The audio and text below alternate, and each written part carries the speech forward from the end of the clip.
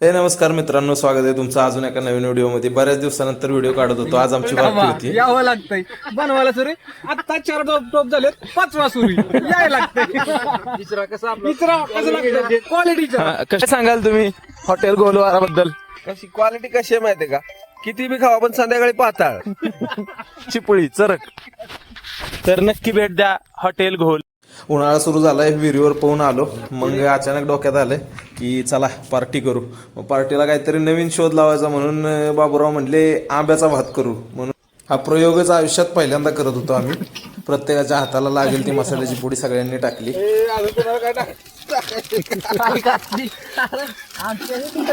काय तळीला हात लावतात तसं दह्याच्या वाटेला हात लावून सगळ्यांनी दही टाकले.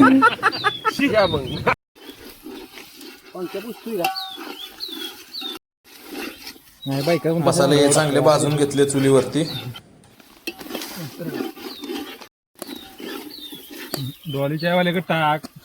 इतक्या गेलो पाहिजे. डॉली चायवाल्याचे मावस बंधू असल्यागत भाऊंनी त्यात आंबा टाकून घेतला. कैरी त्यामध्ये जाताना कैरी भात. अरे लोणचं बनवताय काय असं वाटू नाही लोकांना. त्या चटणीच्या आहुत्या देतोय असा मूड झाला की चटणी मूड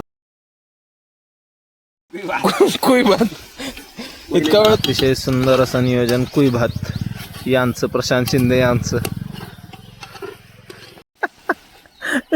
आंबेर काढल्यामुळे शेवटी आपले मास्टर शेफ बाबू यांनी कुई बाजूला काढ. पार्टी शाकाहारी असल्यामुळे सोयाबीनचा मुबलक मारा भातात केला.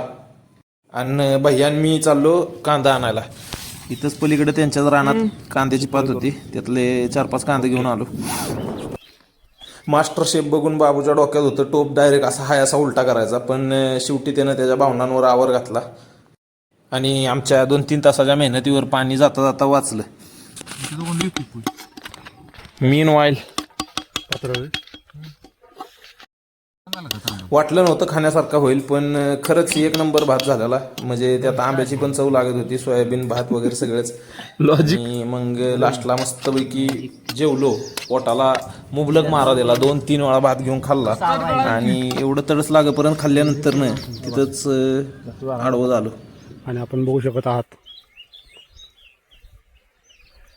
नुकतेच आराम केलेले, कष्ट करून, कष्ट नाही खादडून.